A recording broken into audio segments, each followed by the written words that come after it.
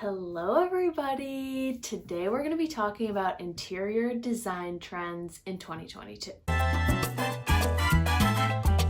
Welcome to Garland Collections. I'm Annabelle. I'm 22 years old. I'm working on my company Garland Collections, which is all about interior design. Very imperfectly, I share a lot of the fails, honestly, behind the process, a lot of the highs and the lows. I'm just trying to have a more approachable way to go about talking about interior design. All of these things should be fun, way more inclusive than they are, and way more approachable. So that's always my goal. You can check out the blog at garlandcollections.com. Hopefully those posts can be really tangibly useful to you. And then here on the YouTube, we kind of just hang out and have fun. If you're into all of that, make sure you subscribe, like this video, and let's get started. The first thing that we're going to talk about is how trends can be helpful and hurtful. We'll get more into that, but I think that part can be applicable to really any trend. Then I'm going to react to, not that anyone cares what I think, but I think it will actually be helpful to talk about, but I'm gonna react / respond. That sounds so dramatic. I'm gonna read this Vogue article that has interior design trends of 2022, what's out and what's in. I think it was something dramatic like that. We're just gonna go over what it says and kind of honestly, I'm probably gonna hate on the article a little bit. Sorry. Anyway, no hate to anyone who wrote it, contributed to it, none of that. It's just that I think you'll get what I mean when we get there. Then I'm gonna share my own predictions. I know you're just dying to know what I think. We're gonna end on a positive note and just kind of talk about how this is relevant to you, especially if you're not an interior designer. What do you do with all this information? So let's talk about trends and how they can be helpful, but also sometimes hurtful. This can be kind of relevant for any type of trend, but I'm gonna be talking obviously more specifically to interior design trends. I think that trends can be really helpful to find inspiration, get new ideas. I love, I think that's where social media and trends can be really fun, because on Pinterest or on Instagram or even on TikTok, you can kind of see what are other people doing? Let me check this out. Let me be exposed to certain ideas that maybe I wouldn't have heard about otherwise. The other thing about trends that can be really helpful or good is that they can feel really fun to be a part of. If you feel you're participating in a trend, that can feel almost like a source of community. But where trends can be kind of hurtful is when they become kind of shamey, oh, you don't really know what's cool, do you? I've felt like that so many times. There's nothing worse than when you're just interested in something or excited about something and someone makes you feel you don't know enough about it to be any good at it, or you're stupid for even trying. Felt that way many times.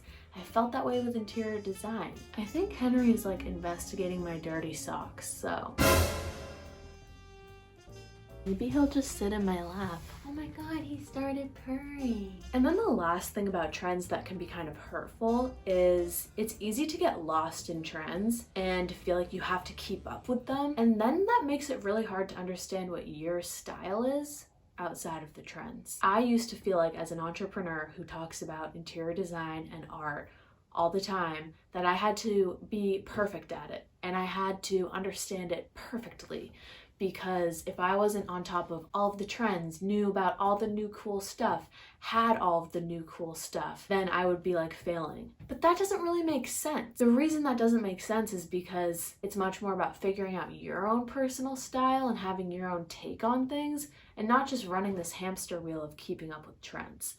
That's not really the point. And personally, I can say from personal experience, it's way more rewarding to feel you're figuring out your personal style than to feel you're just doing what everyone else thinks you're supposed to be doing. That's not a great feeling. I had to get that out because if we're going to talk about trends, I just want you to know where I kind of stand on trends and how they can be fun, but they also can be not so fun. He's back! So this is the Vogue article. The title is Interior Design Trends to Know in 2022 and What's on Its Way Out.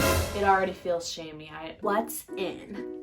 shades of brown, chocolate browns, camels and caramels. There's been so much color and pattern. Sorry, that's so rude. Let me not read someone's quote in that voice. I will say brown is definitely very trendy, but I think everyone knows that by now. If you don't, no shade, but I think that's kind of like, I felt like people started wearing a lot more brown kind of at the end of 2020, so that's kind of been here. This is a good quote, but I don't understand why it's under shades of brown because it kind of contradicts that. But Athena Calderon, also known as I Swoon, said neutrals will take a bit of a backseat in 2022 as people start to experiment with color again. But the palette will stay very close to hues you'd find in nature. Oh my god, just say earth tones, and that was in 2021. We predict paint rollers will be dipped in rosy terracotta tones. I agree. Swathing. Sorry, I'm not used to saying swathing. Swathing rooms from wall to ceiling for a complete monochromatic moment that envelops you in its coziness. I totally agree. I think the like painting the wall and the ceiling look and Justina Blakeney, oh my god, she has a quote in here. I have the biggest, like, I don't know if you'd say like work crush, friend crush. I don't know her. I don't work with her. I just am so inspired by her. Anyway, sorry about that. She said, I think we're going to see a return of earthy browns in 2022. Yeah, again, this doesn't feel like news. Sorry if that sounds so snobby, but I was just gonna say that I feel like earth tones have been popular for like a while, so. Sculptural and curved furniture. Stuff like this. That was like so tooting my own horn. I'm like, I have that right here. Sculptural and curved furniture. I totally think that that's already in, but that is kind of newer. Like seeing like a curvy mirror or like just really funky shapes, different natural shapes with a lot of different curves, squiggles, in, popular, fun, cool girl. I hate all of that. Let's just pretend that never happened. Venetian plaster and lime wash. I'm skipping this because I don't really know what any of that means. Elevated outdoor furniture. Duh! Since COVID, everyone's spending more time on their patios, backyards, gazebos. I don't know why I slipped into that dramatic accent, and if it was disrespectful to any populations present, I want to apologize. But I do think elevated outdoor furniture is in fact in, and it has been since 2020, baby. Tactile textile. Why'd they write it like this? Tactile textiles and textures. Does she want people to understand what she wrote? Sorry. All my respect to the person who wrote this article. Oh no, this is definitely true. Definitely true. Catherine M. Ireland says, as a textile fanatic and color maven, I love that she's describing herself this way. Revamping fabrics is where I feel you get most bang. Vintage and sustainable accents. I definitely think that that's going to be more popular, for sure. Up and coming artwork. Yes, yes. Definitely think up and coming artwork, travel inspired interiors. Again, like I hate these super vague trends. What does that even mean? Mixing materials and design styles. Absolutely, this has been a trend for a while and I think it will continue. Oh, here we go. Here we're gonna get into snark territory 101. What's out? What's out, you losers? I hate that already. Open floor plans. That's not out because that is literally the structure upon what so many homes are built on. That's not out. That's not fair. Boo slay. Did I say that right? Bookly. That's definitely not how you say it. Boo slay. It's not Bookly. I have no idea how this is possible right now, but I think that's actually how you say it. Let me show you. That's not out. That's so rude. All white everything. Thank you. All I can say, I want to send a formal thank you letter to whoever said all white everything had to be on this list of what's out. Non-functional decorative objects. That's never gonna be out. People love having random crap in their house. No. Boxy sofas. Nope. What sofa is not boxy? That is not easy to find. That is not achievable for the average American. No. And with that, we end the commentary on the Vogue article. I hope that this segment of the video was interesting and not rude.